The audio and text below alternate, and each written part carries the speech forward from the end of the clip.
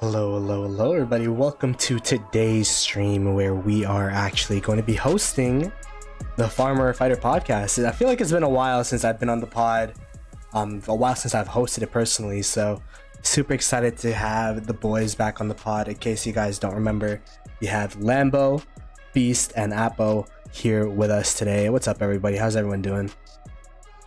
What's up? What's up? What's up? Boom, boom, baby. Hey, what's up, Beast? Yeah, so welcome everybody to the pod. Apologies for being a little bit late. Oh my, Lambeau starting it off with the 5 gifties. GG's in the chat for everyone. I got a gifty from Mr. Lambeau himself. Be sure to check him out and check all of us out. Everyone is, I believe, in the description of the video, so if you want to check out all of our channels. But yeah, today we're going to be talking about a variety of topics. But I guess to start off, I kind of wanted to kind of get like a rundown of what you guys been up to and how you guys have been doing, because it's been a little bit. Let's start off with Lambeau here. How are you doing, Rise of Kingdoms wise, personally? I guess like what's up with you, man? Give us an update, a Lambeau update. Well, I mean, my real job has been crazy. I went from about 42 to 45 hours a week up to 55 hours a week. It's that time of year. Damn. But I'm still trying to get on and stream whenever I can. We did 2 streams yesterday. We did a live stream today. I am milking these KvKs for all they are worth. While we're in our in-between season, we're skipping our first pop-up and probably going in on the second one. So kind of bored. Gotcha. Hey man, you're popping off, man. Your streams, I see you got like 80 viewers and stuff. Yeah, that's huge for you. So good stuff. Beast, how about you? What have you been up to? How's the land of Call of Dragons and migrating back to KvK 2 and all that stuff? So I'm didn't migrate yet. Mm-hmm. I'm waiting. It's KvK 1, so it's gonna be like one and a half months more what I need to wait. But it's definitely gonna happen that I'm gonna migrate back. It's just a question which kingdom. Gotcha. Yeah, I don't know. I just did some last stuff in my KvK. My KvK gonna close in 7 hours, and then we are back in the pre-KvK off season. I mean, like instant pre-KvK after KvK map closes. That's like no, that would be a little bit too fast. Yeah, Call of Dragons. It's not that much going on. We just defending right now our last zone. For the magma. You know what I mean, right? Gotcha. Yeah, in real life it's a little bit going on here right now. I was working a lot the last weeks. Now I have vacations, so I try to stream no more, but the fucking heat is killing me here. Oh yeah. It's like really holy shit. Sure. And yeah, and then some stuff to work, some paper stuff what I needed to do. So yeah, but I try to stream now in the almost 2 weeks what I have vacation now. I try to stream no more again, and yeah. Alrighty, Mr. Apo, you're the one with the action over here, so let's get a rundown of what you've been up to. Good morning, everybody. I just want to tell you, 5 o'clock here in New Zealand. We're in the podcast. We are here. We are ready. Oh my gosh. I'm pretty good. Pretty happy. KvK is here, as you guys seen live streaming yesterday of Pass 4. Yeah, it's not the greatest, but hey, even KvK here and Pass 4 is there. It gives you some happiness. You're excited. There's something happening. Let's go, baby. But otherwise, I spent all my money on tick bundles, and I did only get 4 million kill points. So if you're wondering about not spending about tick, if you didn't spend on your tick and you it's 4 million kill points, not even 4 million kills. Yeah, oh, sorry, not 4 million kills. No, I was about to say, this guy killed one March. This guy killed one. Oh my gosh. Kick me out of the podcast, please, fast.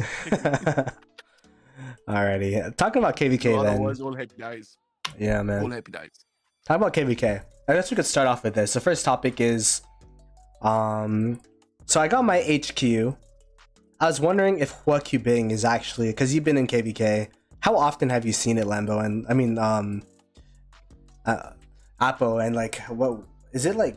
HQ? Do you think it's like a must max or like what is this guy? I can't even find him. Who's he? Sorry. Hua Qibing, the new cavalry commander. Oh, okay. Look, I don't have him. Actually, very interesting conversation we're gonna have here. My wife wants to expertise KvK. I want to expertise one of Prime. Okay. Ah, okay. So, what's happening? I'm an infantry player. Yesterday, went through my reports, and look, guys, I'm not saying he's not good, but I was able to get insane amount of kills with him, not with him, against him. As an infantry player, I was able. Every time I saw him, I swarmed. Every time. I don't know why, but I got many kills out of him. I'm not sure if he's the greatest. I'm not sure, but what I'm telling you that it will be the case that I'm going to expertise Juan, my wife going to expertise KvK, and then we're gonna find out who is actually be there. Ooh, okay. That's the best way. So wait, your wife's planning to max KvK. You. What's she planning to pair him with? Like, what's the pairs you've been seeing? Yeah. So actually one of the pairing that I've seen that shocked me. I'm just being honest, which I saw from Baba's son account when he was doing the testing on the day, was Juan Novisky against KvK Cacao. Whoa. Cacao. I Double have to C? beat this one from Baba's son. I'm not even kidding. And KvK Cacao beat Juan Novisky. No equipment, no none of that. So he is strong, but I don't understand. I always see Juan. I don't know why. Juan Prime as an infantry player, for watching it for the last couple of months or since it came out, it really, I really felt like I'm missing out. One of these commanders as an infantry player that I don't have, I feel like I'm really missing out. I really want it.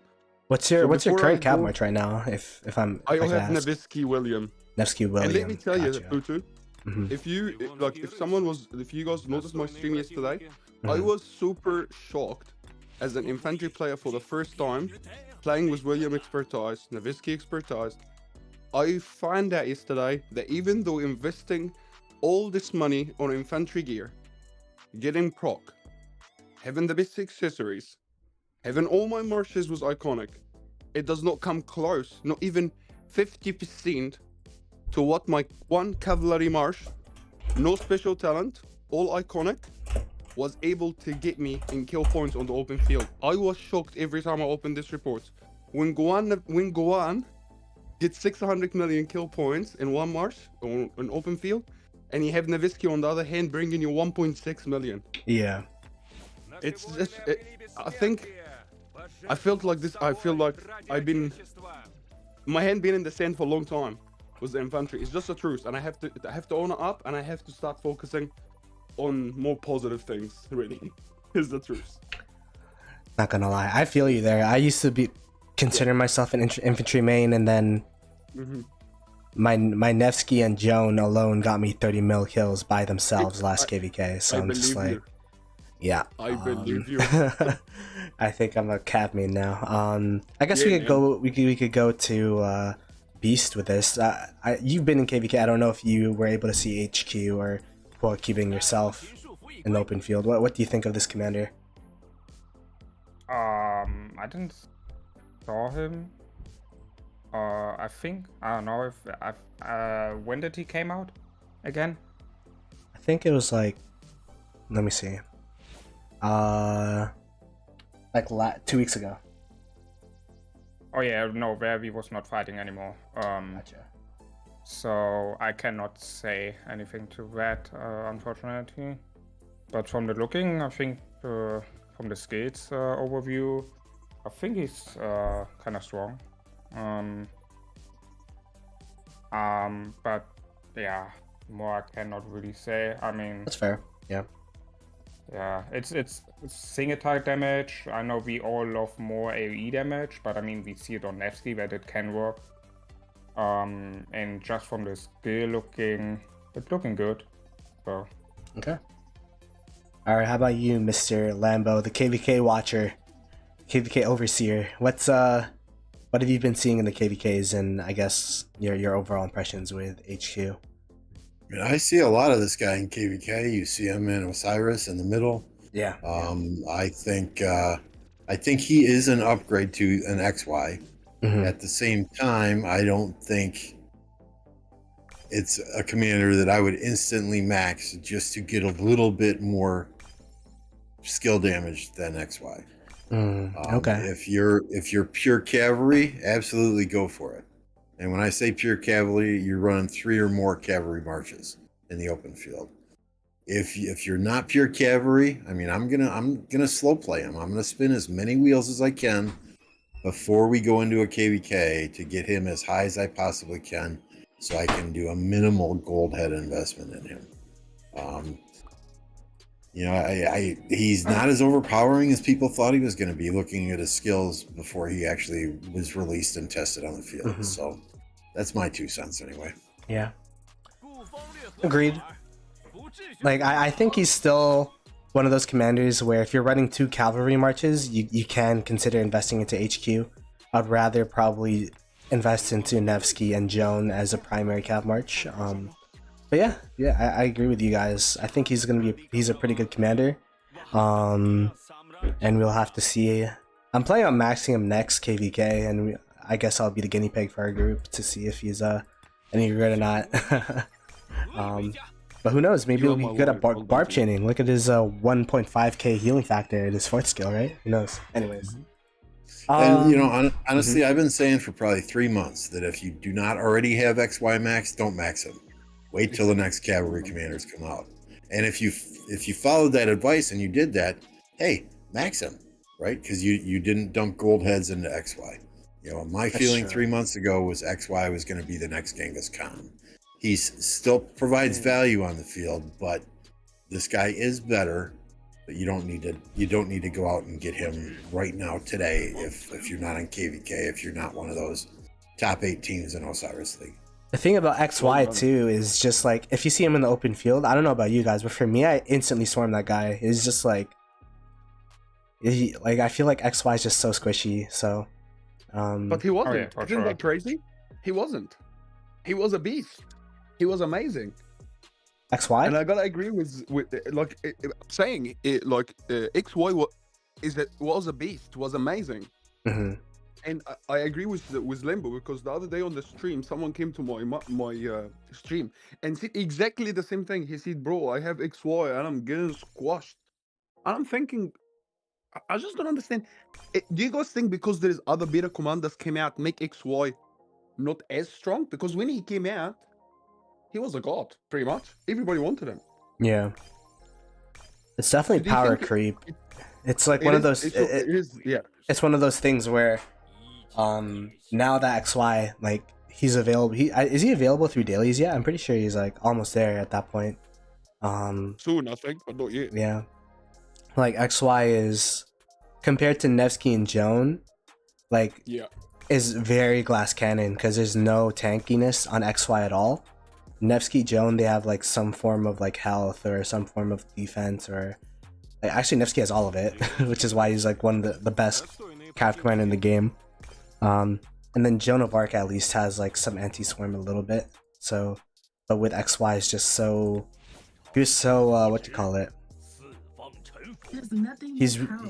He's pretty vulnerable as a commander, which is why people are saying that maybe HQ would be a bit better because he'll be a bit more survivable. But I don't know. XY is the first one of my marches to get targeted every time I go out. Yeah, me too.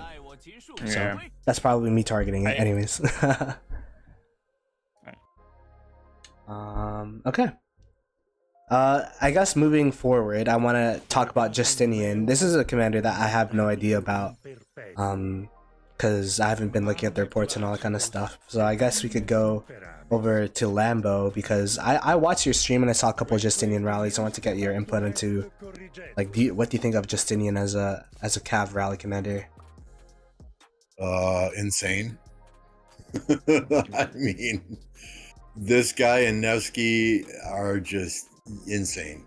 Everything I have seen them go against, they have absolutely crushed. I'd be maxing him before I max HQ. That's 100% for sure. Ooh, okay. I'm guessing because you're like a rally for your kingdom, right? Is that like? Well, archer, I'm the archer rally guy, Mhm. you know. But when it comes to cavalry, there are other people with better gear than me, so they obviously get higher priority in MGEs. But you know, if they're not online, then I'm like your third or fourth best rally guy for the cavalry. So. Gotcha. And you know, I mean, how can you not max a commander named Justin when Justin's dropping 10 gifted in your streams every other day? You know, you just got to. Well, now you're making me want to max Justinian, even though I'm not a cav rally. So Justinian has the Yeah, coolest that's the animation. decision. So This is the decisions you have to make. yeah, I guess Apple. What do you think of Justinian? Have you seen him in your KvKs at all? Yeah. Or So it's not only KvKs, guys. I was playing it also in Osiris League, and I was lucky to get to the top 16. As you know, Lilies did us the dirty and put us all in one side. Yeah. But guys, my own feedback of what I seen, we were able to use Justinian with one player, yeah, and his 4 marches to be able to take a structure down, and they were able to. Oh wow. The second thing I've noticed in KvK, some people were even using him on the open field yesterday in my KvK. I didn't hear great things about him, but anytime he was involved in a rally, it was always positive. In KvK, everything is positive. And I gotta go back to what Lambeau said. And on the day one, you know, as much everybody knows I love Baba so much, and everybody knows that very well, and I love Justin too. But on the day of that commander came out, it was like Justin commander, and I fucking knew it was going to be great. It's Oh just my the God. truth. Oh my goodness. Justin So won. Justin We're still equals waiting for Baba's greatness. commander. I gotcha. And we're waiting for Baba's commander. My goodness. Alrighty. Beast, what about you? Do you have any thoughts about Justinian at all, or? No, same with HQ. I don't know. I didn't saw him. Didn't was spectating KvK, so no idea. Okay. Okay. So overall, the chat also agrees that Justinian is the new rally meta. So both commanders, more so, I guess Justinian being more successful as a must, like probably the best cavalry rally, like part of the best cavalry rally pair alongside Nevsky, compared to HQ, which is part of the second best open field cavalry march. So pretty interesting how that came to be. I'm actually kind of happy though that HQ isn't that OP because cavalry already have so many options. So I guess it's a little bit of a way of nerfing them a little bit. So okay, on to the next topic here. Let's me go to the list. I don't know why I didn't have it up. Okay, we could go to OL predictions and reactions because we had a pretty crazy week last week. I don't know if you guys were watching, but we had some pretty interesting upsets with GV77 losing to 1E8. We also had DQ39 losing to Sin7.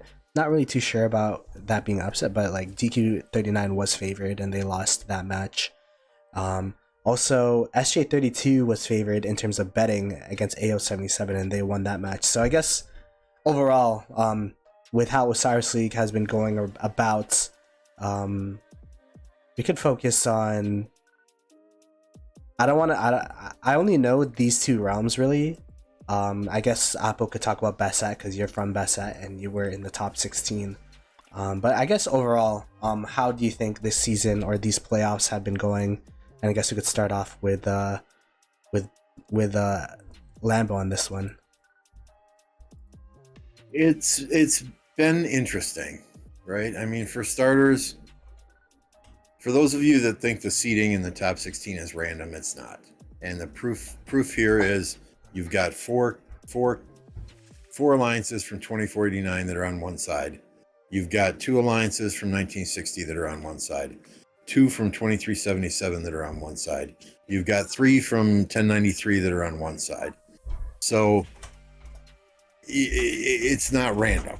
It's not random. This is done deliberately. And I understand why, because they don't want two teams from the same kingdom matching off in the finals and potentially rigging the finals. I get it. I just wish there was some transparency from Lilith as to exactly how they do these pairings, how they do these That's true. things. It is extremely annoying. I agree that we can't spectate all the matches. I know Lilith has a goal to cast as many of the top 16 matches in a single realm as they possibly can. Some of those matches have turned into be complete duds, teams that don't show up because they're in KvK. They need to look at that as well. That is disheartening to see teams work hard to make it to the top 16 and then not show up because they're in a KvK. I understand where they're coming from, but it's just rough to see that. As far as the matchups themselves go, I do not think one EE8 beating GV77. I wouldn't call that an upset. A lot of those EE8 players were in boobs. Back when they were a top Osiris League team. They then went to 1052. They played against OV in a lot of scrimmages when they were there. And now they're in this kingdom, so it's no surprise to me that they beat a very, very good former champion in GV77. I think you guys in SV68, you got your work cut out for you this week. Oh yeah, they're sweating. They literally had a practice like an hour ago. So, I mean, every single micro mistake is just compounded the further you get into these playoffs. Then if we look at, and I know I'm rambling here, guys, I'll wrap it up here in a second. But if we look at the other realm, the realm that Apo's group is in, right? Mm-hmm. You got 89 VC heavily favored against 89N. 89N is no slouch. Those are a lot of former Blackjack players. Blackjack, if you remember, that's the team that almost beat 1V in last year's playoffs. Yeah. And from what I understand, every time they've scrimmaged against 89 VC, those matches have been really, really close. So it goes back to, okay, how many times can you beat somebody in a row before they figure out your strategy and you stumble and you falter? So, I mean, I'll be honest here. I put a lot of coins on 89N just because of that. I mean, it's very hard to beat the same team 2, 3, 4, 5 times in a row. Very hard. So I think this is the match to watch this week, to be honest with you. That's pretty interesting, especially since they're both from the same KD. But I guess, it's one of those things where it doesn't really matter. Competition's competition. And yeah, it'll be interesting to see which group gets the top 4 and gets that skin and maybe eventually gets to the finals. So okay. And don't overlook 1188 either. This could be the upset of the century, them beating JST. They've got a super solid kingdom there and a super solid Osiris League team. So those are the two potential upsets that could win you some coins. Gotcha. All right, I'll shut up now. No, I appreciate it, Lambeau. The Lambeau, former champion of Osiris League, so he knows his stuff for sure. Beast, how about you? Do you have any insights of Osiris League, or have you been watching or paying attention, or like what are your thoughts? So there was some matches which I was surprised of the result. The matches in Horus, the ones which I know or which I could give my opinion about, all happened what I thought about. Like 1v1, 93T1, 93P1, Mimi1, JST1. I mean, that was, for me, kind of obvious. Mm-hmm. The biggest surprise was actually for me that GV77 lost against one WEA 8. Mm-hmm. Because they was, I guess it was last season, right? Yeah. The winner. Yeah, they won last season. Of the realm. And they are very strong. Like they like really, really powerful. So it kind of surprised me that they lost. Actually, I didn't expect that. So that was probably the most match that surprised me. Otherwise,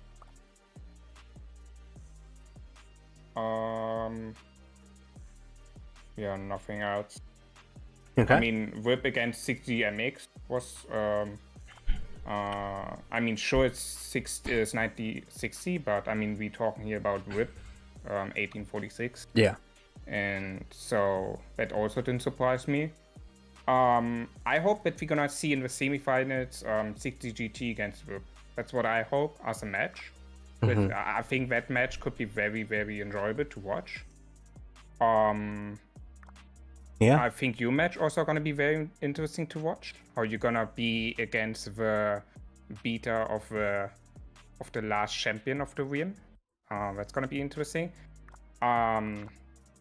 Otherwise, for other wins, is there something interesting? I don't.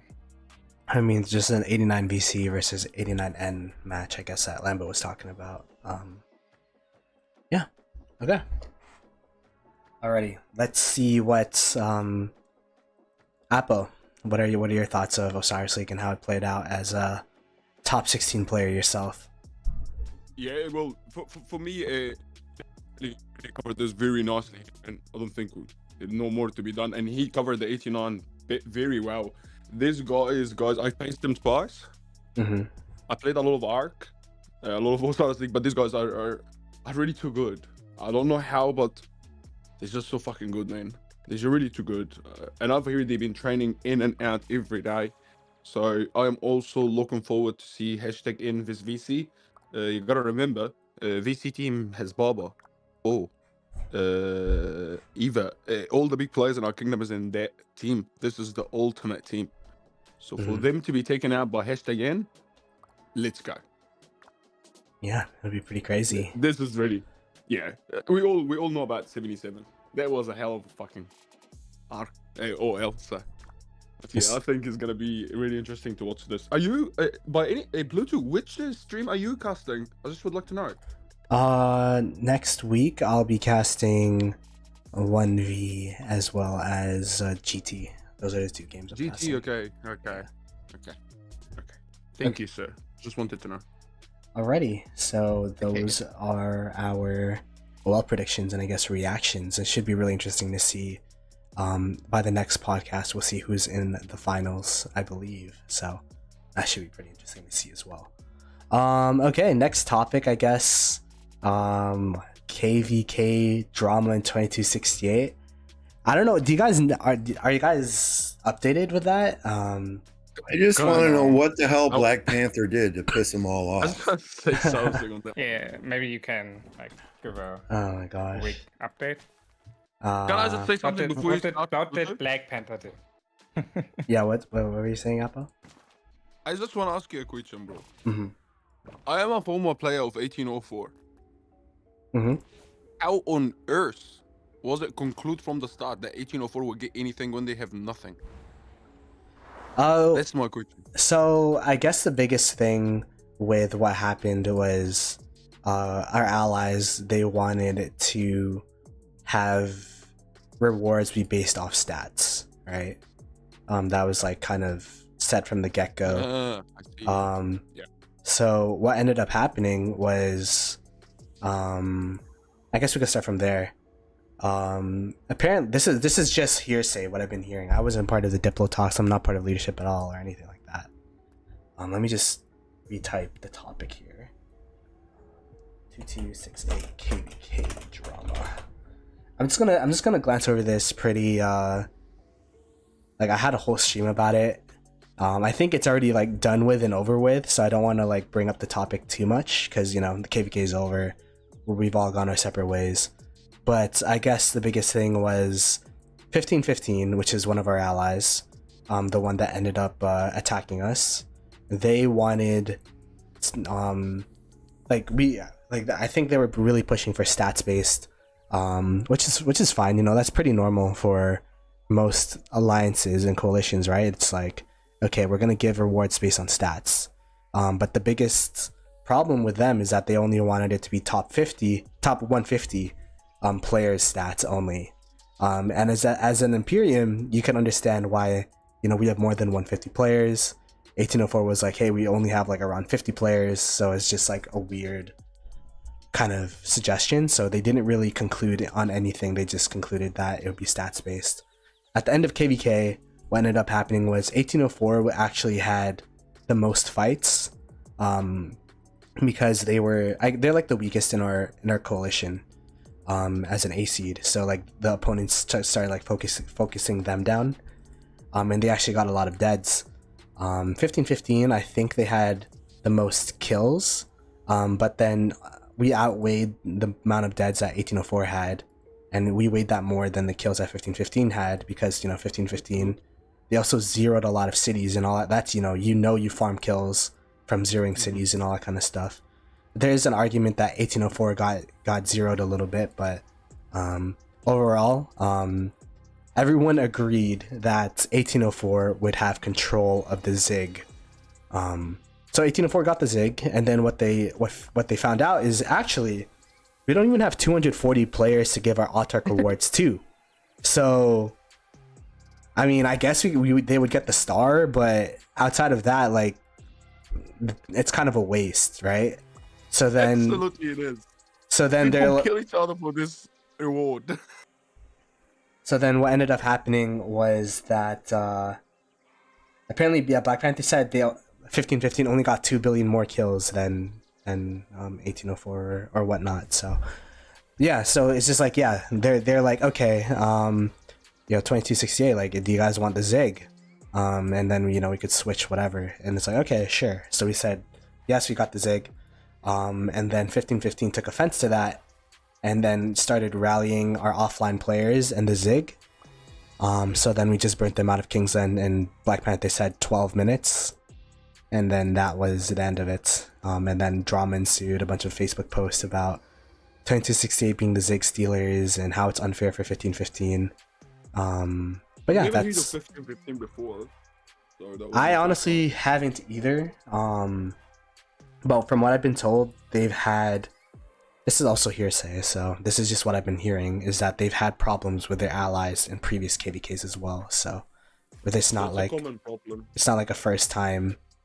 I believe Panther on my stream was like, it's either my way or the highway type of KD, which is kind of ridiculous because we understand 2068, like, we didn't have any fights, but at the same time, like, don't piss us off or else you're gonna get zeroed, you know what I mean? Like, we're not trying to bully you, but if you apparently in Diplo negotiations, it's like they went into it's like, you guys shouldn't get anything because you could have won this KvK without you. It's just like what the fuck, you know what I mean? So it's kind of a mix of that and yeah, we ended up getting Zig. They got really salty, started rallying our players, and after that it was just dunzo. Let's kick them out of Kingsland. We told our players not to zero them back because it's not, some of their membership might have not been part of, it's a leadership thing. So but yeah, that's kind of the rundown. Big question, what we all probably have. So you said people got zeroed. Yeah. Panther got zeroed. No, Panther did not get zeroed. Unfortunately not. He was on territory, he knew. Sad guys. Well, yeah, I mean, a couple of lessons from this all, right? One, communication is so important. When agreements are made between kingdoms to, okay, we're not going to take the Zig, we don't need the 240 Autric rewards, we're going to give it to you guys instead. Right then and there, it should have been communicated to everybody, right? So that's one lesson to learn from that. Communication is so important with your allies. Two, for them to just start rallying your players who are off territory in Kingsland without even asking, without even saying what's going on, that's dirty. That's fucking dirty as all hell, and they deserve to be kicked out of Kingsland. Three, you got them out of Kingsland in 12 minutes? With we only had, Panther said we only had 15 players online as well. It was Peacemaker, Slinger, and it was like you had like a couple whales on, but I believe it was only like 15 people. 12 minutes? I mean, there are things that I do as a 52-year-old man that take longer than 12 minutes. Okay, and damn. So I mean, I didn't want us to talk about this drama to rehash it, but just so that people can learn lessons from it. And For sure. communication is so important, right? That's definitely one thing that I was talking to the leadership about.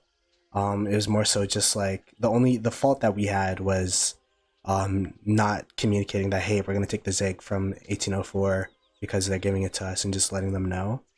But I believe like there's kind of like a salty taste in our leadership's mouth already from 1515 because of all the shit, all like you know when I was talking about how they're like, oh, we could have won the KvK without you, whatnot. So I believe 1804 and 2268 was already kind of just done, kind of dealing with 1515 and kind of like the air, like quote unquote the arrogance from the Diplo talks previously. So it could have definitely been done better though. Just like a message like, oh yeah, we're taking the Zig, and then see what happens from there, instead of just like silence, radio silence, which I believe is what happened.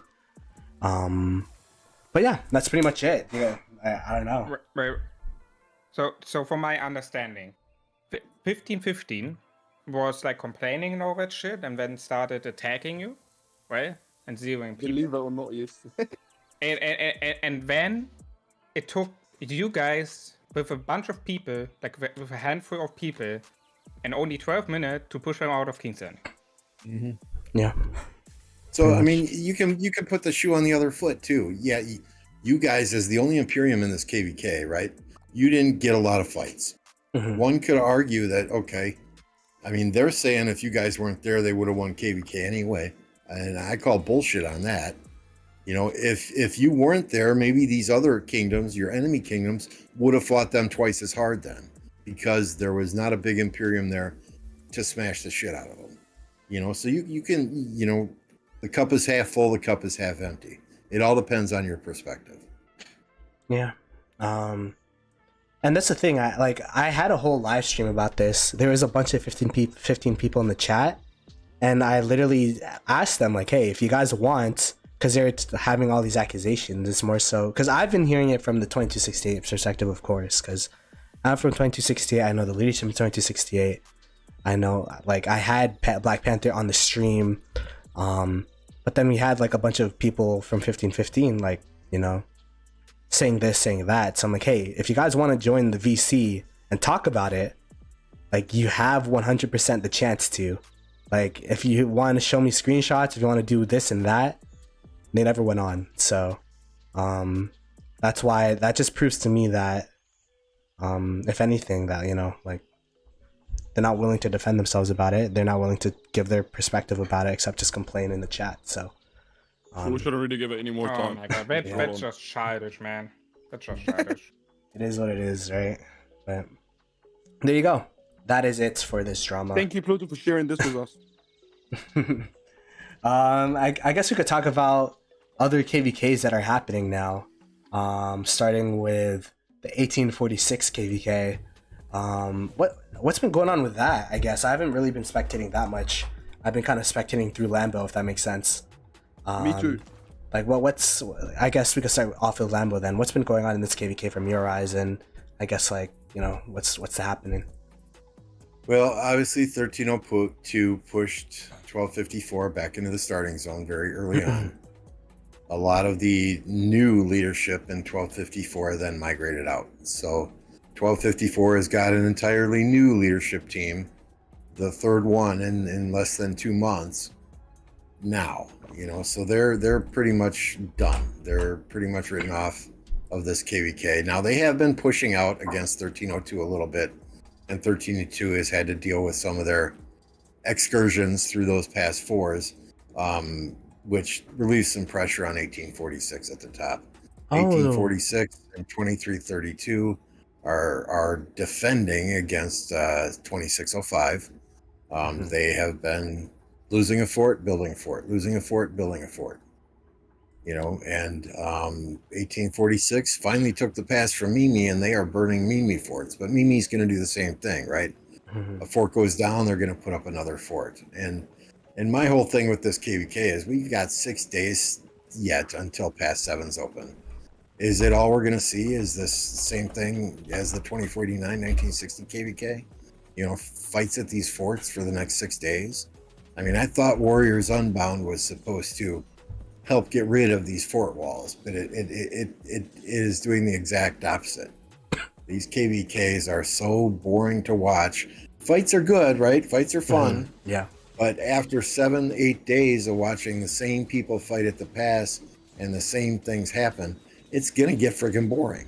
Yeah. You know, so what Oh. what can change in this KvK? Well, you know, the whole building forts next to passes or holy sites, that's all fine and dandy. But if you can't drop a fort behind enemy lines, then we're going to be stuck here watching this for the next 6 days. And Gotcha. it leaves a bitter taste in my mouth. Agreed. Like, I like those KvKs where it's like an open zone and then it's like a land grab, you know what I mean? And then you're fighting for, like, instead of like the KvKs where you could kind of just build forts next to the pass, wait for the pass to open, and then fight around the pass. And I'm guessing Warriors Unbound kind of has a lot of those pass chokehold fights that you're referring to. So I mean, 846 has a hell of a fight on their hands. If it's them against 2605, 1175, and 1302 in Kingsland, man, that's going to be tough. oh yeah, That's going to be tough. But 846 will fight to the bitter end till every troop is gone. Hell, and then Makote will train more and they'll do it all over again, right? So it's going to be a fun KvK to watch. I'm just kind of dreading the next 6 days when we're seeing the same shit at these pass gotcha. sixes day in and day Oh out. my god, look how many marches are there. What the hell?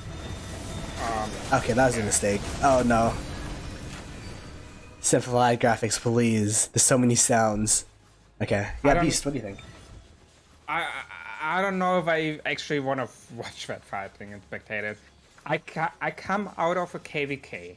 Where was having the same fucking situation. Pass 6 opens, and we were constantly burning down forts for like 1 week. Constantly. We burned like, on our side, we burned like, I don't know, 10 plus forts down, minimum. On 21 side, they also burned like 7, 8, 9, I don't know how many, but at some point they break through because they just was stronger and was having more uptime.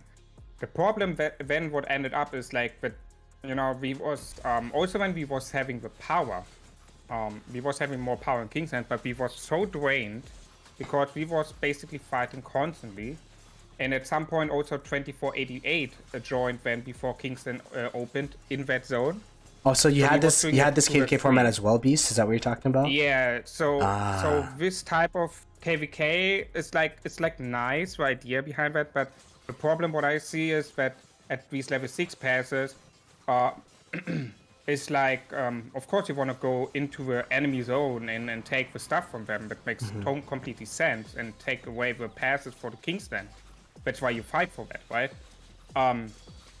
But the situation is that it's so hard to break through it if you are on the same power. If you're having the same power, the same activities, the same players. It's so hard to break through it, and that's then the situation what we have here right now. As you can see, 1846 is for right now. I don't know if that over time was, or then you can better say that. But for me, it's looking that 1846 is better than the enemy, but they can't break it because the enemy just constantly building forts on territory where 1846 can't hit it, because they're just gonna place it behind the enemy territory. So, you know, it's like, it's yeah, very difficult to play and to watch. Yeah, I could imagine. Yeah, I mean, I think if you're going to open a pass 6, so if you can scroll down to that pass 6 down there, Ploto. Which pass 6? This one? The web one? Yeah, and click on the 11 or click on that 846 pass 6, right? Mm-hmm. So there are only 2 camps that can attack that pass 6. Right? And the way they're set up in the other pass 6, where 2332 and 1846 are, 1846 borders the pass, but they can't attack it. Oh. So 2605 is only defending that pass against 1 rally at a time. You know, it would be better if these passes, whoever's touching it can attack it, Yeah. right? Then 1846 and 2332 can both rally the pass, and it's more of a fight over there then, and it's not just 2605 defending a pass. I'm guessing Now, the top pass that they're finding out. Right. But the most common question I'm getting in stream is, what's your opinion on 2605? And I'll say this. They're hella fighters, right? They got some hella fighters in that kingdom. That's obvious. But every single time 846 has gone to that side of the map, they've pushed them back through the pass without a problem. So 2605, they're on the right track, but they've got a ways to go before anyone can start talking about them in the same breath as your other two big-time two alliance kingdoms, 1960 and 2489. Gotcha. And it's going to take a few KvKs for them to get there. They're on the right track. I think they're doing the right thing, but in the same respect, you know, even if they win this KvK, let's not put them up on a pedestal because they got a ways to go yet. Alrighty. How about you, Oppo? You've played this KvK format before. What do you think of? Yeah. I guess you've been busy with your own KvK, but what do you think? Yeah, I was sitting here listening to what you guys saying because I played that map, and let me tell you, it's a very fucking big map. Yeah. And it does look like it's a lot of fun and a lot of fight. But when it comes to the pass fight, you can't do anything. You can drop forts, but at the pass or touching the structures, you know, the heroine or all of that. It's not easy. There is only so much fighting you can do. But the one thing I would say, and I mentioned in the chat, I gotta be honest with you guys, as one person in the community, I have been listening and hearing and saying great thing about 1846. KvK in, KvK out. They've been improving themselves. A lot of deaths from the community, and they still manage to come on top every time. So we're gonna have to very soon recognize that 1846 is moving into close to the S tier kind of kingdom. It is gonna be there. I'm really confident because what I've been saying, it's all positives and it's all great. And I think what you get was positive and great, just success. That's what I believe. Yeah, I mean, they were one of those S tier kingdoms. They were Absolutely. they were there, but they just mass migrated in a lot of people. They made like their whole kingdom practically delete all their troops, and then they lost a big KvK, and a lot of people migrated out.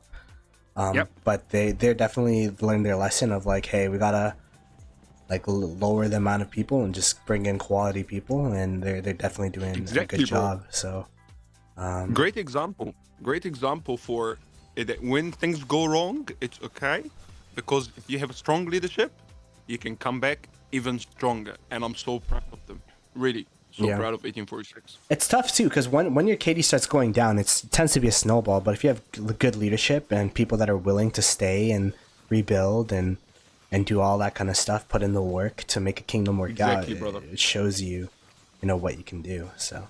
And they will celebrate that kingdom very soon. I'm really proud of them. 1846, boom, boom, boom, boom, sticker. You win or lose this KvK, I will be talking about them in the same breath as the 1365s, as the 1093s. Absolutely, the super imperium kingdoms. You know, and how many times have you guys heard me say it? Sometimes losing a KvK is you find out more about yourself, you find out more about your kingdom than when you win a KvK. And I think that's the growing pains that they went through. And they're better for it today than they were yesterday. For sure. Yeah. Alrighty, so that is the updates for this KvK. I guess we could now talk about the 1093, 1365, 1960 no match found as the topic. What do you guys think of that? That's kind of like, what game mode did they, what KvK mode did they sign up for? Was it this one as well?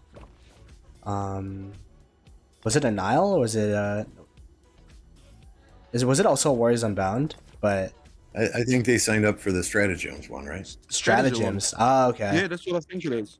And then they got a match not found. I guess we could start off with that. What do you think of this? All three of those Imperiums not having a match found, and kind of like the drama that ensued with 1034 apparently backing out of that KvK, matchmaking, and all that kind of stuff. I guess we could start off with Beast for this one. I have some flashbacks to 12. It was Orleans. Apparently it's Orleans.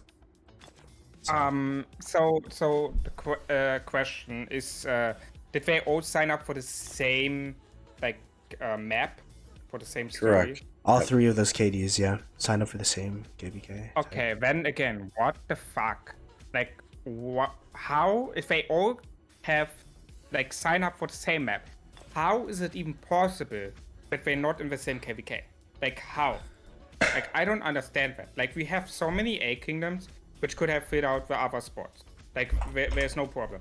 So I don't understand that they don't have a match. It's the same shit what happens with 1254. There was matches back with 1365, back with 1093. They was getting into a KvK, while 1254 was sitting there and just watching how all the other big imperium KvKs, kingdoms go into a KvK. So how is it possible if all three of them have signed up for the same map or for the same story and they're not getting into the same map? Like it makes no sense for me. I mean, It just makes no sense. to be fair, for the 1254 situation, they were off cycle from every single Imperium, which is like the biggest thing. But in this case, yeah, I agree. It's kind of weird that the only thing that I could see is that they don't want like a rematch of like, because those are three really like super imps, like top kingdoms. It'd be kind of like a rematch of two of them would have to ally, one of them would be like by themselves with like the other low Imperiums, high A seeds, and then, but yeah, I don't know. It'd be tough. Yeah, but okay, yeah, that's a point. But to be honest, are these kingdoms actually care about that? Like, come on, like these people looking for fighting, like they want to fight, and if you take that away because that's a reason, which could be, but I feel like I think like 99% of the people who are not farming, they just want to fight. They want to enjoy the fighting. That's the reason why we are playing the game, and they can't if they are not in a KvK. So I mean, sure, a rematch, but I mean, would it be so bad? You could have just put in other strong A kingdoms. The chat's saying that there just wasn't any A seeds in the pool for that KvK to happen, so I guess that's a big thing. Wasn't? Yeah. So here's the thing, and forgive me for jumping in here, right? But 1093 and 1365 are very similar kingdoms in size, number of players, activity, etc. So why did all three of these kingdoms get no match found? At the very least, you'd think they would have dropped 1093 and 1365 into the map, and 1960 might have gotten no match found. Right? It doesn't make sense to me as why all three got no match found. You know, or worst case, I mean, I get it, right? You don't want all three in the same KvK because then whoever two of the three have to ally with each other, and that's an easy victory. Understandable. Yeah. But they could come up with creative ways to do that KvK then also. Okay, it's us three versus everyone else on the map.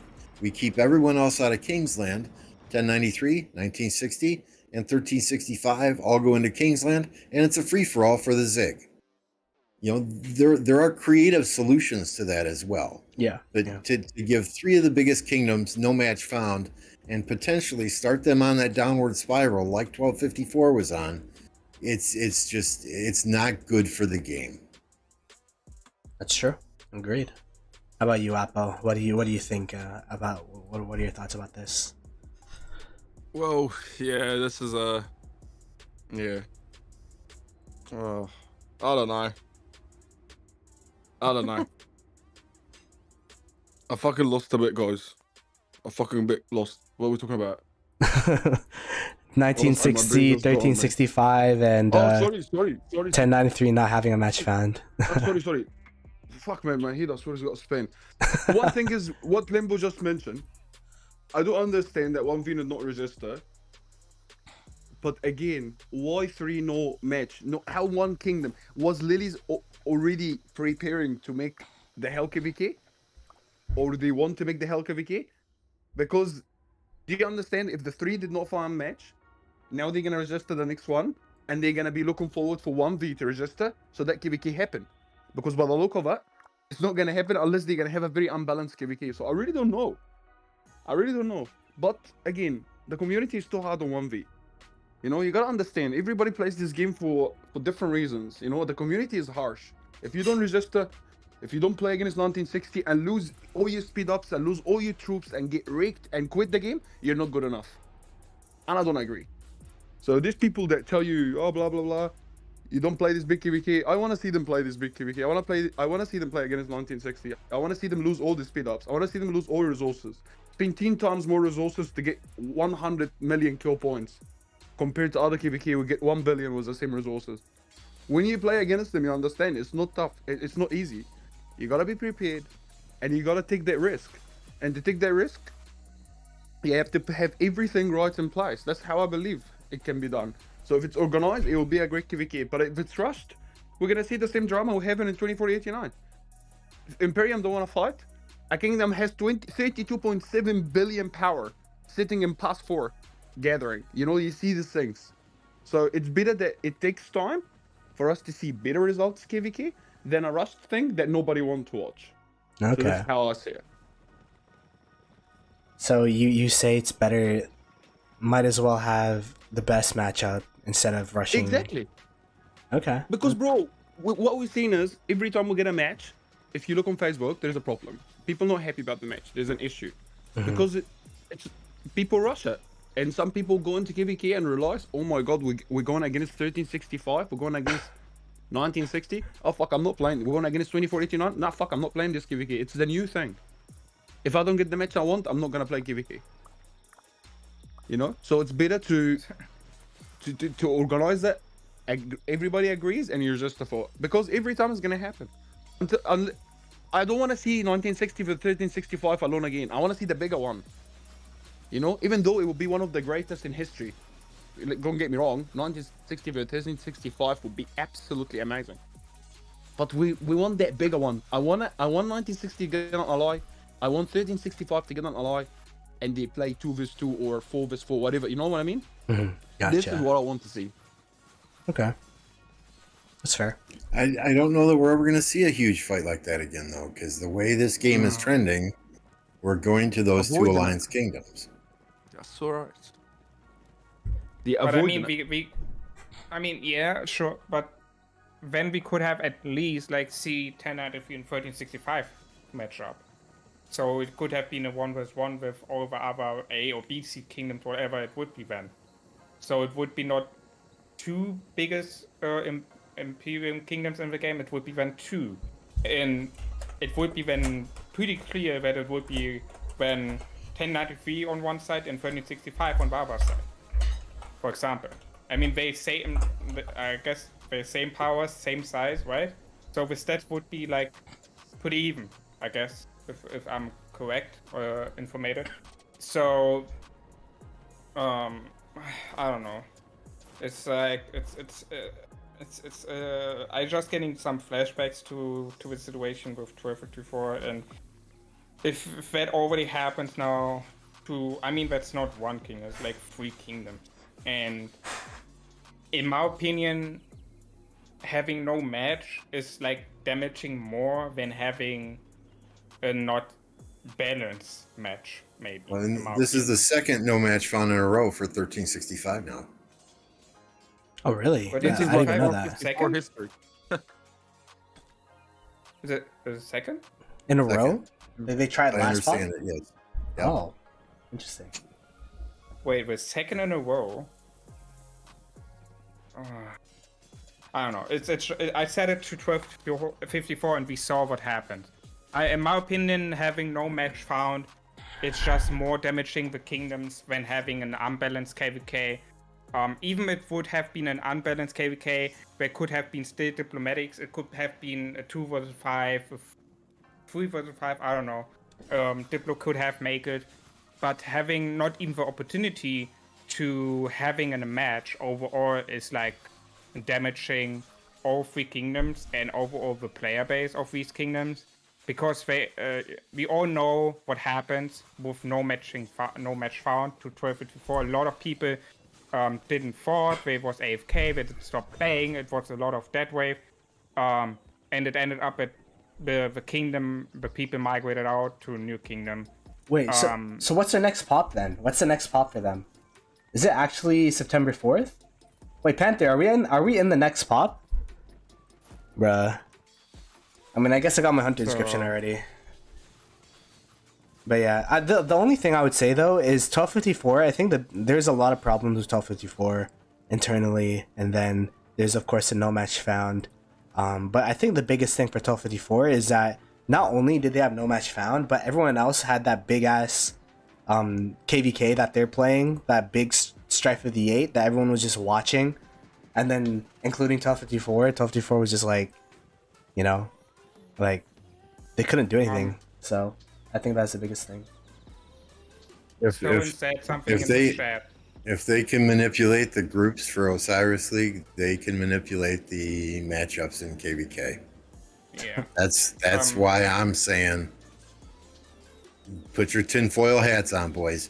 That's why I'm saying the trend here is to get to smaller kingdoms, 1 or 2 alliance kingdoms. And that's why we're seeing no match found for imperiums like this. It's just the writing is on the wall, people.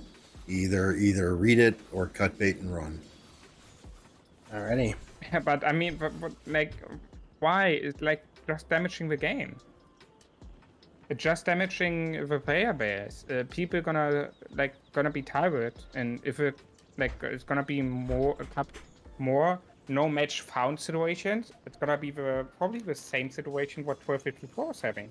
Because at some point, I mean, I would also not fucking constantly playing PvE for 6 months or 2 months, 3 months. I would be pissed off and would stop playing, because that's not the reason why I'm playing it. If I want to play a fucking PvE game, then I'm looking for a farming game in the Play Store. But I'm playing this for fighting. So even if that when then put up 1365 and 1093 in the same match, but all 3 of them is makes overall no sense for me, and the whole situation with all 3 not founding is more damaging. I don't know. I would put them all 3 in the same map, and having an unbalanced KvK maybe in the eyes of everyone, instead of having a no match found one, and give the people at least the fighting what they're playing for. Also, we coming back to Zone said something in the chat. The Fourth Kingdom with 1365, 1093, 1960 can be either 1846 or 2489 probably. No other kingdom can balance it. I kind of agree with that. So, and I don't know, 1846 is in a KvK right now. 2489, they just coming out of the KvK. They're in the KvK right now as well. Or in a KvK. Are they back in the KvK? Okay, never mind. So these 2 kingdoms are out. So these 3 kingdoms are left. So what's happening now? Are they gonna have over time no match found? Because the other 2 big imperium kingdoms, which could balance it, are in their own KvK, or do we gonna have then a 1v1? I don't know. It's yeah, we'll have to see in the future. Really, I would also love to see there a little bit more transparency from Lilith. No match found, okay, but why? What's the reason? What's the official reason for no match found? Yeah. Is it because there are no other big imperium kingdoms? Is it because there are no other A kingdoms which could balance it? What is the official reason for that? I mean, sure, we can guess and all that, and I think we are right with that kinda, but I would also love to see an official message from Lilith where they're saying, okay, we couldn't give you a matchup because of blah blah blah blah blah, and then they're telling you the reason. I would love that. So what was the word I used earlier? Communication. Right? In everything in law, the open line of communication from the game developers would be so refreshing. Exactly. This is why they had no match found. This new map or this map or whatever, it's not conducive to this size of kingdom.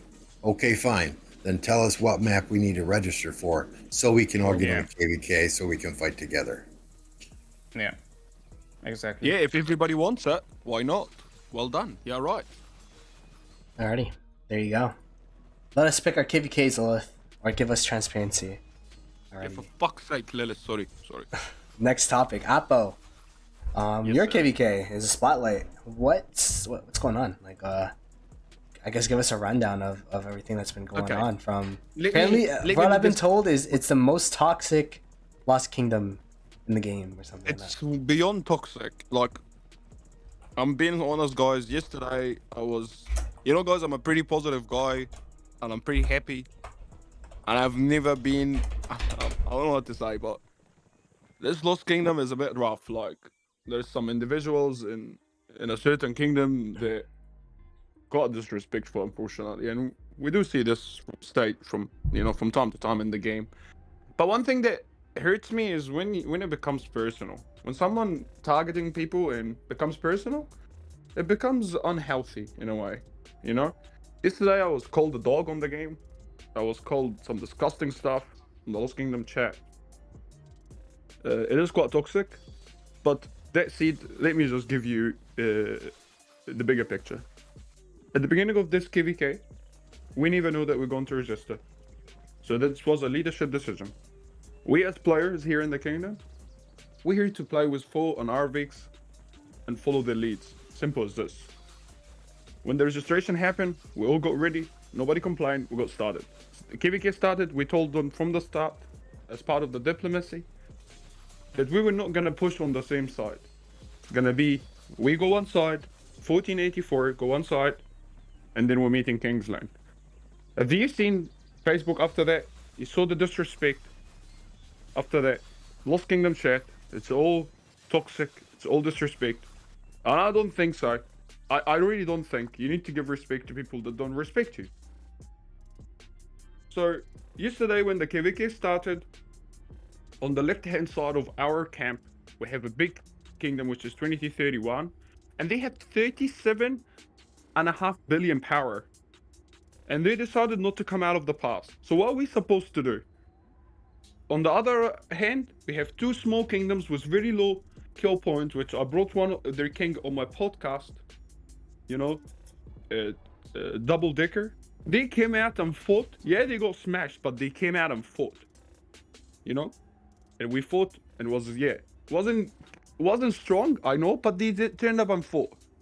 But then everybody tells you, oh, you wanted to avoid big KvK. We just finished 1960. I personally was broke after that KvK. People don't believe it. They don't need to believe it. People think it's fake. They don't need to believe me. I don't need to. You know what I mean? But the reality is, guys, that we as players in this kingdom, we don't make decisions. We just do what needs to be done. One more thing I just want to mention, because people need to understand this. If you did not face 1188, please don't tell me they are not a strong kingdom. If you did not face 1188, don't judge them by looking at the numbers. They are a hell of a kingdom, and they have been very, very strong kingdom for a long time. I have faced them before. I couldn't, man, they looked us in I don't even want to tell you. They're so strong, we couldn't even beat them in open field once. So they not only alone in the camp, they have 1525 with them. They're gonna be a hell of a strong camp. But they need the support of the other camps to be able to do this. I don't see this impossible for them. But what I see is not right, is that new environment that the community creating, that if I get this KvK, I'm not fighting. Guys, before I moved to become like playing in an imperium, I played in small kingdom. I played in 1803, I played in 1804, I played in 2009, I played in 1860. And I have never ever, and in the small kingdoms I played in, I was always involved in king and leadership. I have never ever in my life pulled out of a KvK because the matchmaking was not fair. Even though when we know we're gonna lose, we still turned up, we still fought, and we had fun. And we earned the respect from the community. I never cried about speed ups or resources or any of this. But to see that everybody just focus on this and everybody forget the actual purpose of the game is to have fun and get together as a team and enjoy the game. I think this is big part of that is missing. Everybody focus on the negatives, and that I cannot stand that. I'm a kind of guy, like you guys know. I like to focus on the positives. I know a lot of people in the community are not happy about 2489 going for that KvK, but guys, I'm sorry, it's just part of it. You know what I mean? We don't have to have 1960 every KvK. We can't maintain this. This is how you break a kingdom. This is why your kingdom is broken. You know, this is why your kingdom is broken. Is because bad decision. And if Fo and Avix made another bad decision, I don't think they can come back again. This is make or die for them, because this is not the first time.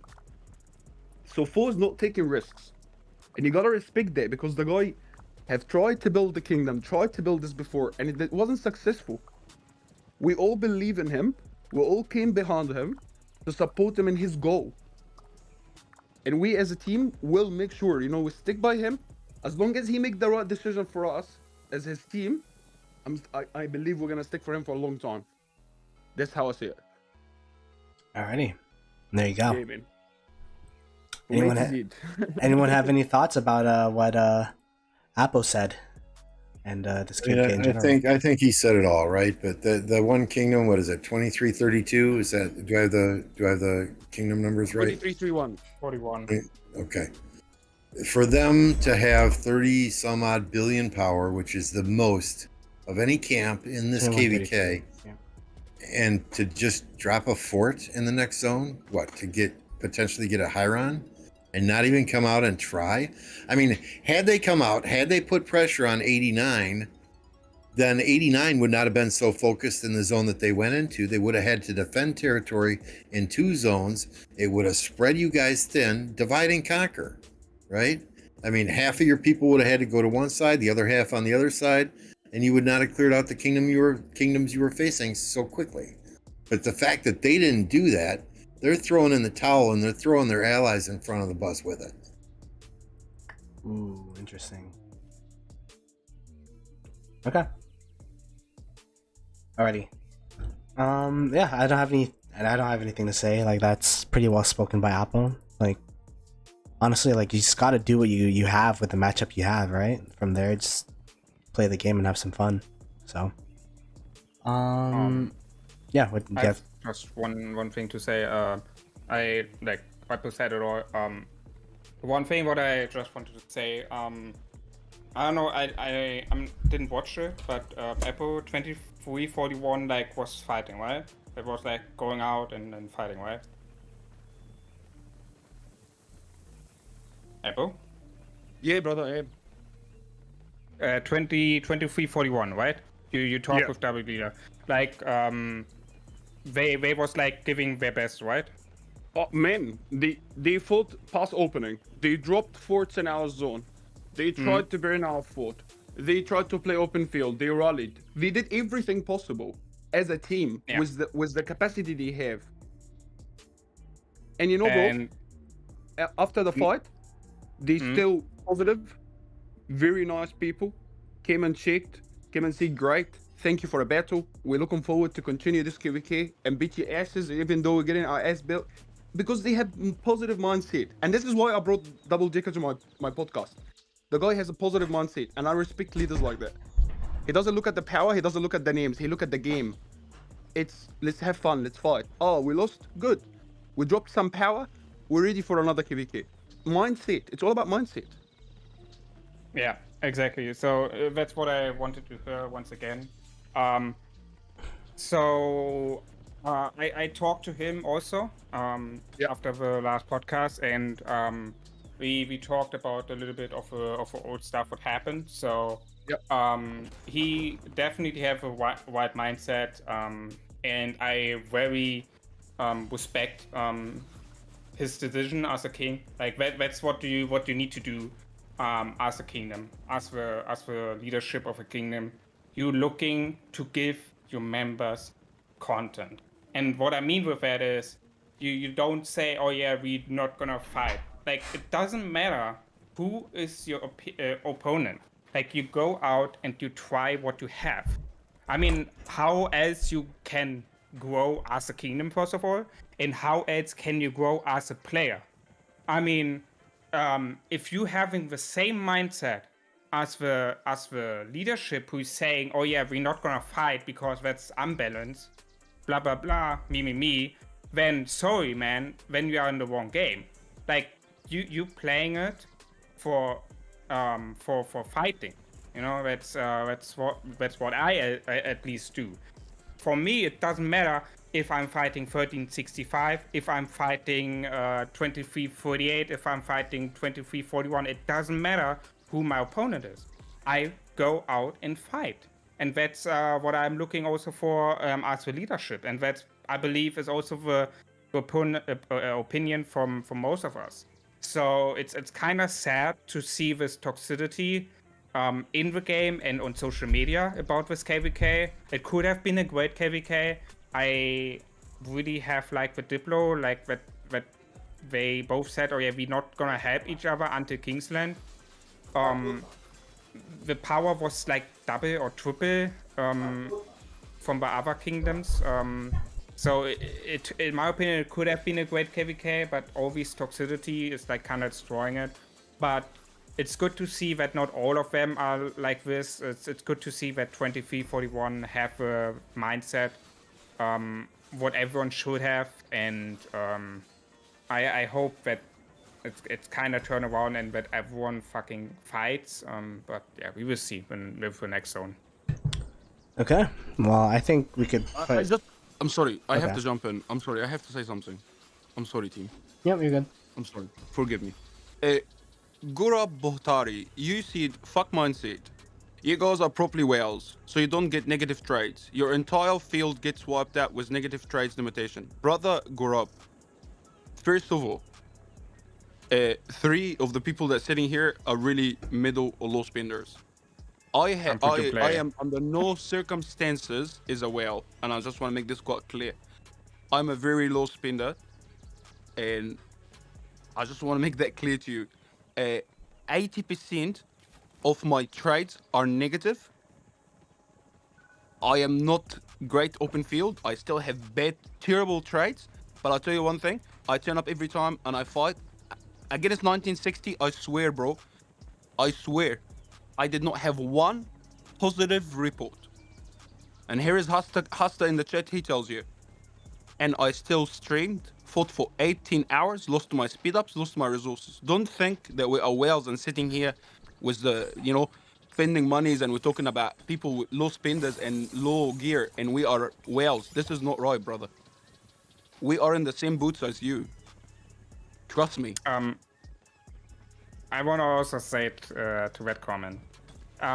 If you watch my streams when I'm fighting, as you can see, I'm fighting with T4. I'm not fighting with T5. And I do get positive trades against the Mega Whales and Krakens in the KvK. And how so? Because I know how to fucking fight. I know how to fucking use my marchers in having micromanagement.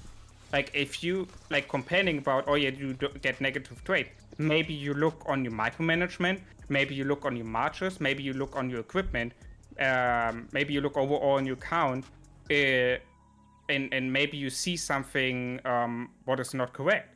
Like, I'm not complaining about the negative trade what I get. Sure, sometimes I get negative trades from these whales and Krakens, but I'm not complaining about. That's the game.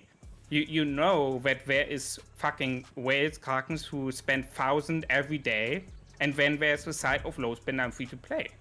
And that's very knowable. So I don't know, like if that is something what you hate about this game, then I don't know. I'm sorry, then I don't know why you're playing this game, because that you're gonna have in every KvK. You're gonna have the biggest whales in the KvK fighting against you, and then you have free-to-play low spender who gonna fight against these whales also. So I don't know, like you're gonna have that in every KvK. That we're gonna be whales, Krakens, low spender, free-to-play. And as a free-to-play and low spender, you need to look on your micromanagement. You need to look on your marches, and you need to look that you don't get bad trades. And you can avoid that pretty easily if you have a good micromanagement.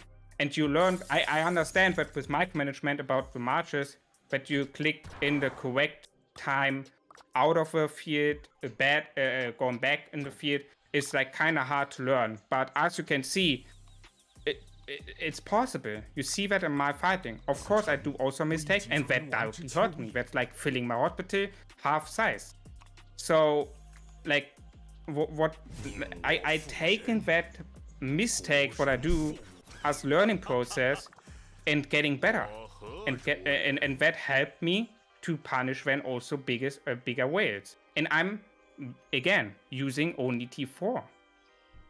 I'm like 99% of my marches I'm using T4. So I'm like, you know, it's like, sure, the KvK is like you're fighting in like the two biggest kingdoms in the KvK. If you're going back to 2489 and 1484 KvK, sure, these two are the biggest in the KvK, but they was having open diplo. They said they're not helping each other until Kingsland. So I don't know. Yeah. I don't know the whole situation with that KvK. All I know is that in the KvK, like, even though you do have an agreement, like, you just gotta fight when you can. You know what I mean? And if you can't fight, then it is what it is. So, question for the chat: who in chat wants me to make a farm account in 2489 and just stream the Lost Kingdom chat when I go to sleep at night? 24 No hour, commentary, no nothing. 24 just hour the live just stream of the Lost stream. Kingdom chat, right? That's funny. This is nothing doing okay. KvK. Yeah, sorry, because I was having a real life. I was having real life stuff going on, so I was not 24/7 online like I used to be. I'm sorry for that. Holy shit. But oh, God. Whatever. Anyways, I guess we could move on to the next. Is everyone good with this topic? We got everything out. Apo, you good? Yeah, I am good. Thank you very much for giving me an opportunity to get everything off my chest. I feel a lot better. You're good, man. This is a screenshot, by the way, that Fish sent me in regards to the last topic. This is from 1034. In regarding their matchup. Before this KvK matchup, 1960 has been aiming to snipe us, and our leadership team was aware of this fact and has been discussing it carefully. We considered various situations, but now we recognize that if we fight 1960, we will still be at a disadvantage, and we think we will not gain as good as we lost, leaving the game of the highest contribution and transferring to another kingdom. Many mid players will be drained out, etc. We are also fully aware of the current situation, and we will only skip one KvK. Next matchup will be fun, whatever it takes and whatever cost, and we'll do our best to create a composition that allows you to focus on battle, so please trust our executive team. Decision has been made based on everyone's interest. Trust us from the moon and back. Etchy. So that was a mail that was sent in, I'm guessing. Yeah. I mean, this is PLA, which is in 1034. So, just for context of that last topic that we had. You guys have any thoughts on this? Maybe we'll get the matchup we all want this next one, right? Yeah. 1093, 1365, 1034, and 1960. That'd be a hell of a KvK. One can only hope. And if that's the case, then our entire discussion here about the no match found, it's going to be forgotten, and it's going to be archived on YouTube for future generations to laugh at us about, right? There you go. Alrighty. The next topic in our agenda here is the thoughts on multi-dispatch after it went live. I think, Beast, you're the one that wanted this topic, so I guess you could start off here. What do you think of the multi-dispatch after it went live? So we all was like kind of scared of, but we're gonna get like insta 5 marches out of the city, right? Mm-hmm. Because they didn't said anything of a delay or something in the main. They just said they're gonna be multi-dispatch. Now with the update is up, we see that it's not insta dropping, it's like still a delay. And I tested a little bit. I feel like if I single click it on the Barbarian, for example, I'm doing faster than I would do it with a multi-dispatch. Yeah. In my opinion. It is faster. So it's good. you know, that you just click it one time when you sending out all your fighting marches and then sending it to the front line.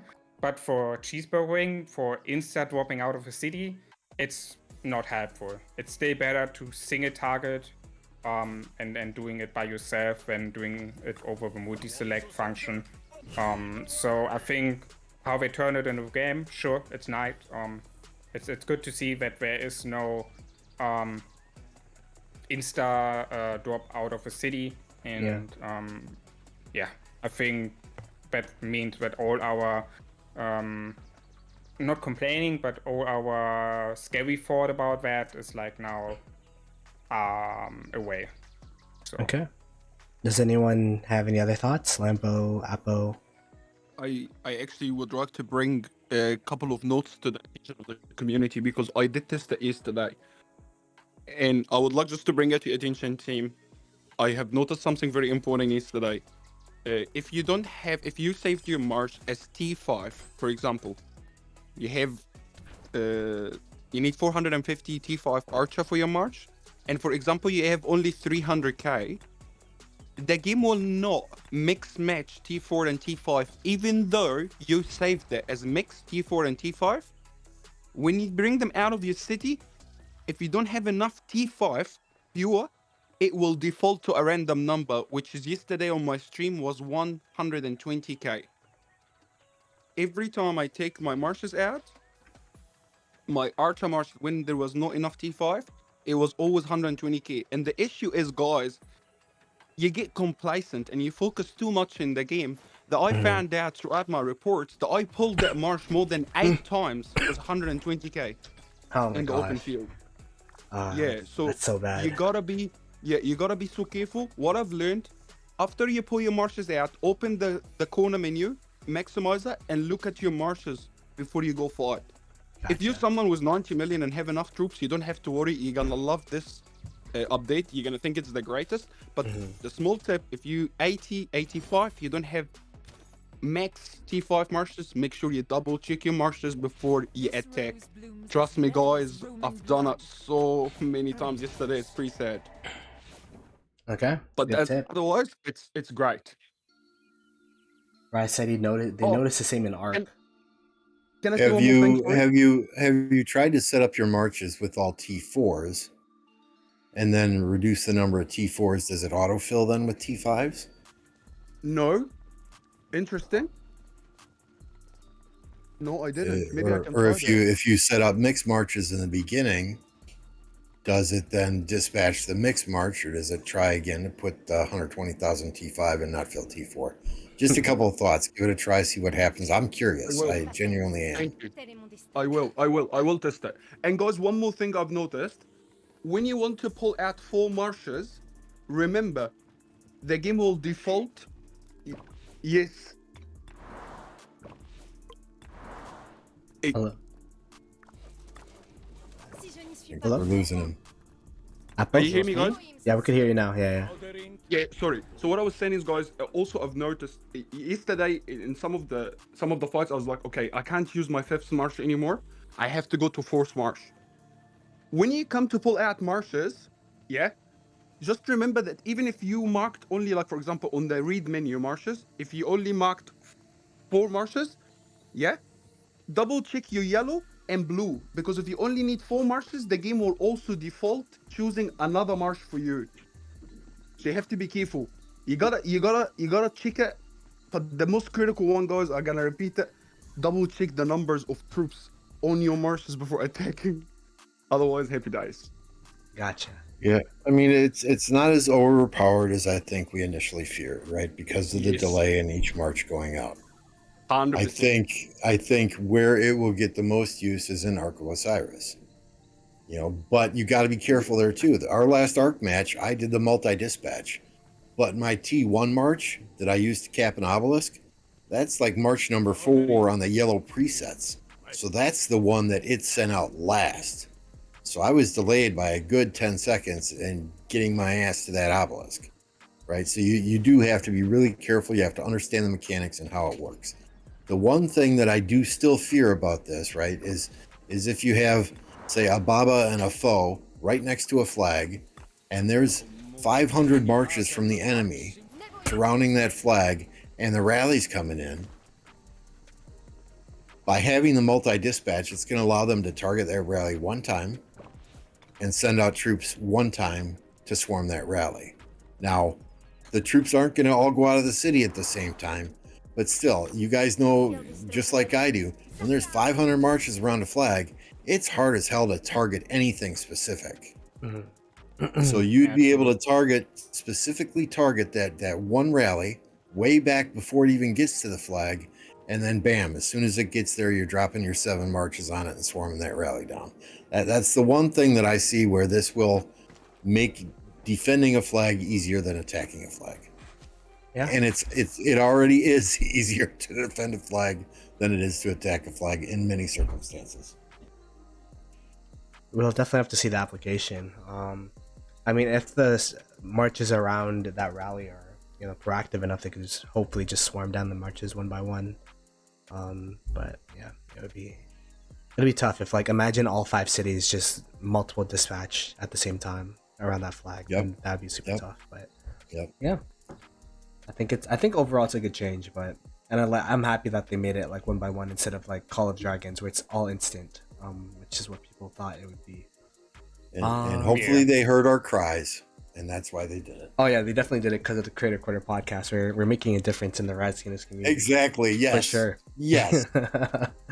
Anyways, yeah. So that is it for our topics. We'll leave 10 minutes for viewer questions. If you guys have anything you want to bring up as well, you can add it to this part. So yeah, do you guys have any thoughts? Any final thoughts or anything? Well, Lambeau got banned for 12 hours today. Oh yeah, let's talk about that. Let me show that on stream. So I'm doing 1+1 forts, right? I'm on my main account with the PC version. I am on BlueStacks with a second character on my main account because one is Android and one is PC version. Yeah. So I'm doing 1+1 forts today.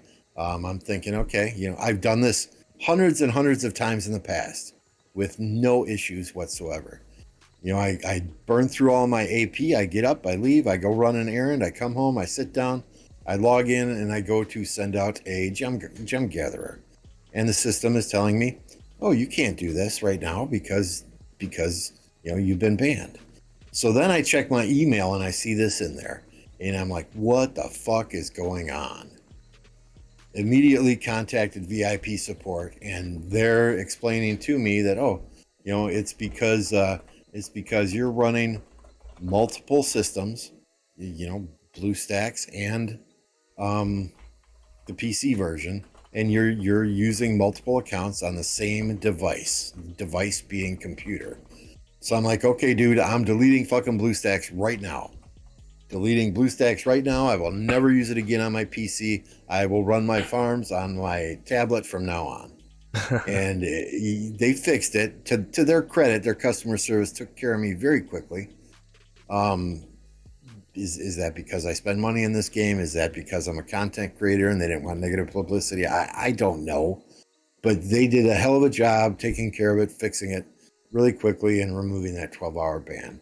I am being transparent with the community on this for the simple fact that I know there are tens of thousands of players out there who are running multiple instances of the game on their computer all at one time. Mm-hmm. Don't do it. It's not worth it. It's not worth it. I just want to say something. Mm-hmm. Honestly, after there was a specific KvK that happened, and after this KvK, I believe there was a lot of talk in the community about synchronizing, and people use multiple accounts to fight. Sometimes you could see in the reports when you were attacked, it doesn't make sense when 5 marches touch you in the same time. You gotta be a bit reasonable. Mm-hmm. Maybe a second different, milli of a second different, but in the same time, sometimes it doesn't make sense. So I'm not gonna be bluntly honest. I know some people not happy about this update, but I am very fucking happy to hear that you can't multi accounts on the same PC, because lots of people do it, like it or not. if you're sitting there listening and think, oh, Apple's full of shit, lots of people in this game use multiple accounts to fight, and it's not fair. And I really want to see how KvK is gonna play like from specific kingdoms after this update. And I mean that. Ooh. I'll be really Hey, looking forward to see it. I have no issue with it either. If it's against terms of service, I should not have been doing it. I take full accountability for my actions. Okay, I'm not But pointing Lambeau, fingers. farming and running accounts to do like farming is different than having 5 accounts with 5 Right, marshes and right. 7 marshes fighting. Right.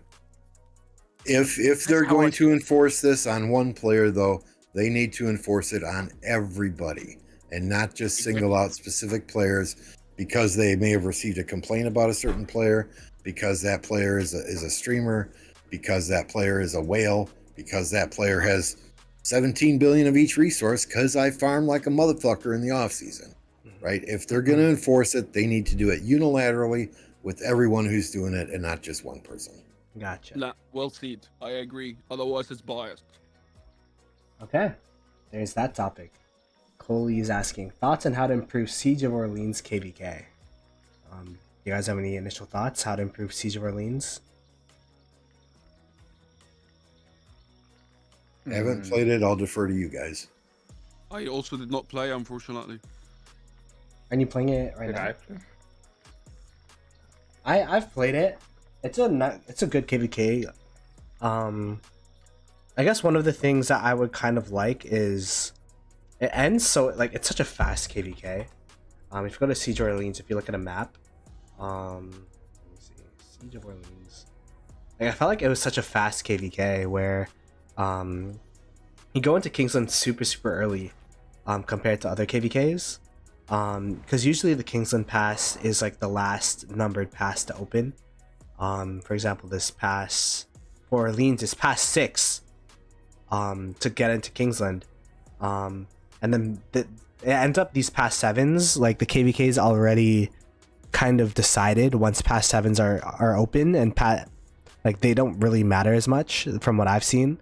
So it'd be kind of nice if they made Orleans a bit later and then maybe open up these pass 7s so that maybe, like, for example, if there was an ally that was stuck in one of these sides, for example, that got locked, maybe they could hold off for this pass 6 instead of pass 7, and then allies from the other side could try to pull them out or try to rescue them or something so that they could have a chance to get into Orleans or something like that. I just feel like the map being divided all the way up and the first time you meet up is going to be in Orleans really sometimes, like, some alliances will get just locked in their zone 5s, which, you know, isn't too fun. You kind of want to have the climax of the fight be in Orleans, but in the meanwhile most of it usually happens in these zone 6s, so that's just kind of my opinion. But Oh, thanks, Ploto. I just realized I am in this KvK right now. yeah, I swear I didn't realize. I am in this KvK. yeah, they're in this KvK. Yeah, so the next zone is the biggest fight. Yeah, That's it. this is gonna be the biggest fight for you guys. Yep. Thank you, sir. What is your take on the Ooh. 300 member limit for KvK? Will be devastating for big imps. Did they actually implement that? Is that like a thing? No, not yet. We don't know if Not it's yet. 300, 500, 1,000. Okay.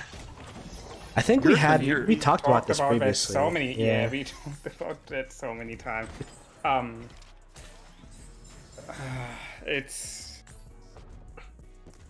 there was the previous one, right, where we talked about that, where we especially talked about the lower seeds, that there might be maybe the problem for the lower seeds who are bringing in like farm accounts to fill the RCF, but it might be not possible that these 300 members, let's say it like this, maybe getting locked if they're going into the KvK.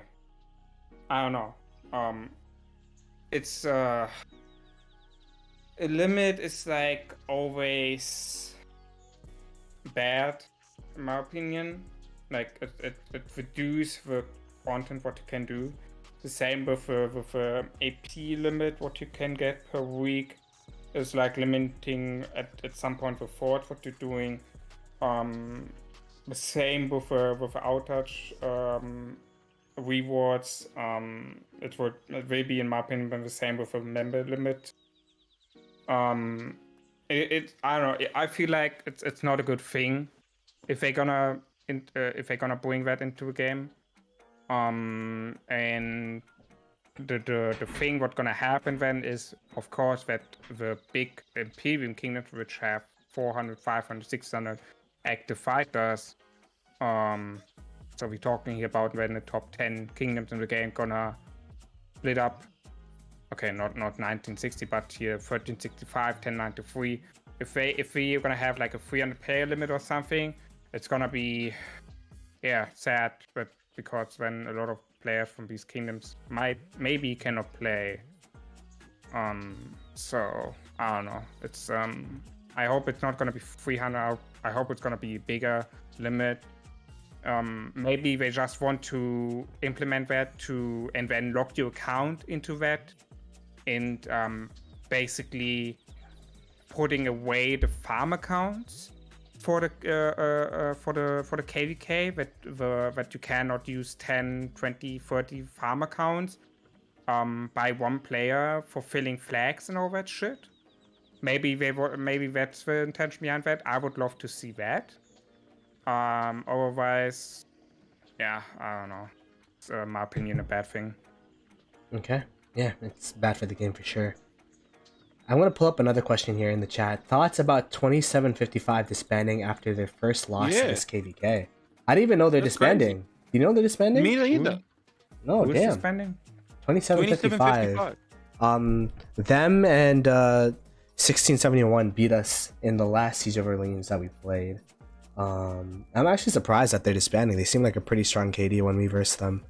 But that just shows that leading a KD is very difficult, especially as a new Imperium.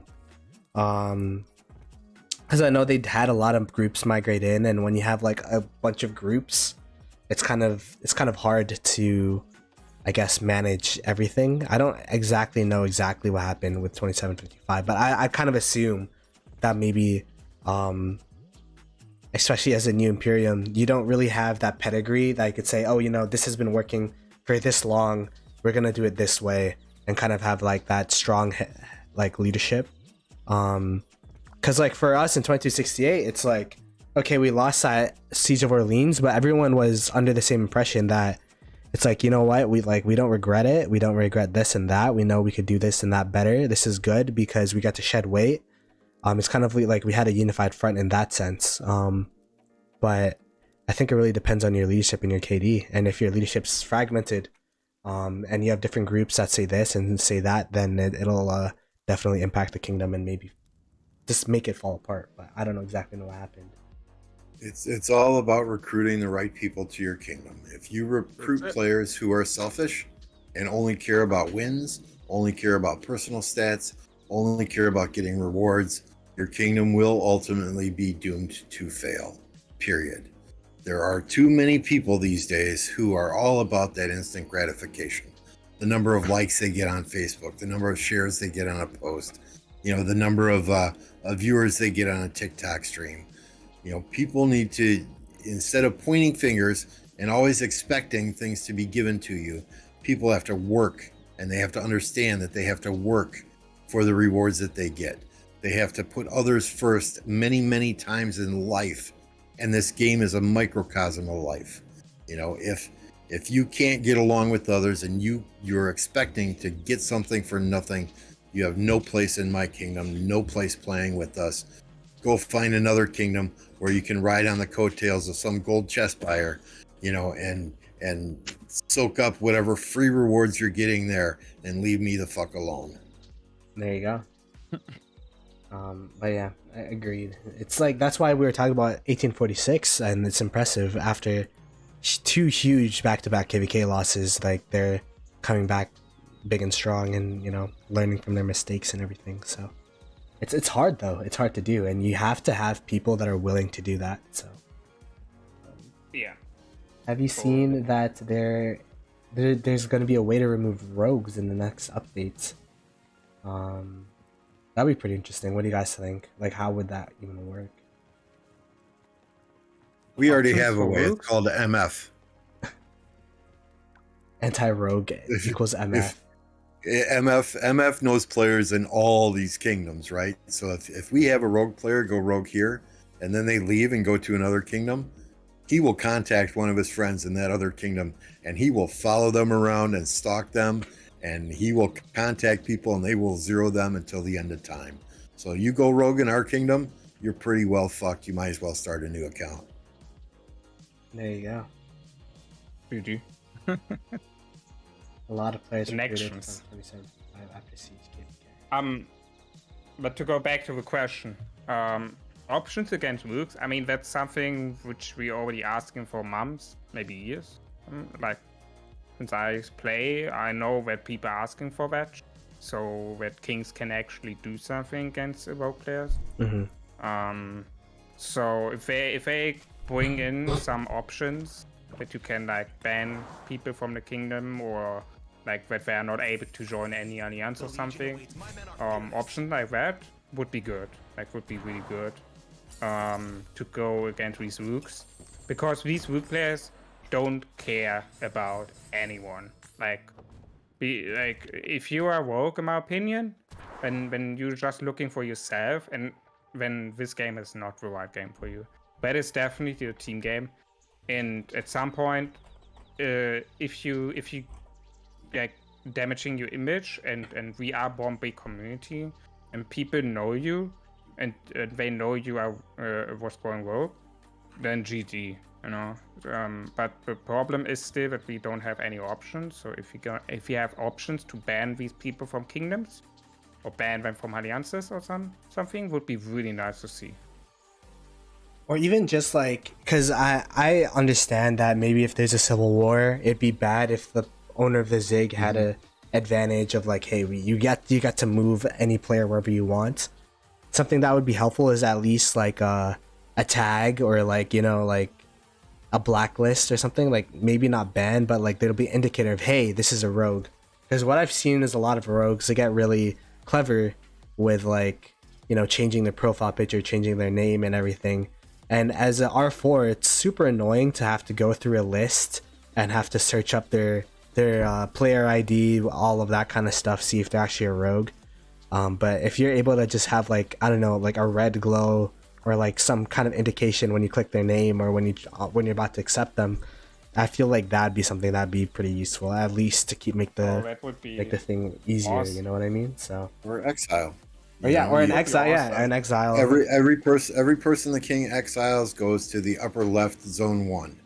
So any player going rogue is in that zone 1 all by themselves.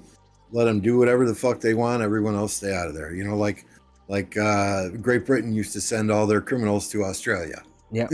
You know, same type of thing here. Exile, you're in top left corner of zone 1. Have at it. Yeah, our top left corner is also a rogue area. So that's a good idea. A rogue kingdom. A rogue zone. But yeah. No, a kingdom, like a separated kingdom, where every rogue is in there, who getting sent in there by the players, by the kings of the kingdoms. That would be something good. But yeah, we'll have to see in the future how they implement something like that. It'll be pretty interesting to see. But it is approaching that 2-hour mark. I feel like we answered most of the questions in the chat.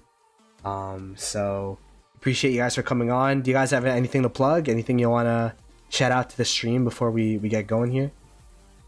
I just want to tell everybody, stay positive and boom boom baby. Alrighty. Stay tuned. After this season is over, I will be putting out an edited video. I don't edit videos. An edited video. God. And the title of that will be, I think I showed it to my stream the other day. The title of that will be, oh my God, where is it? Where the hell did I put it now?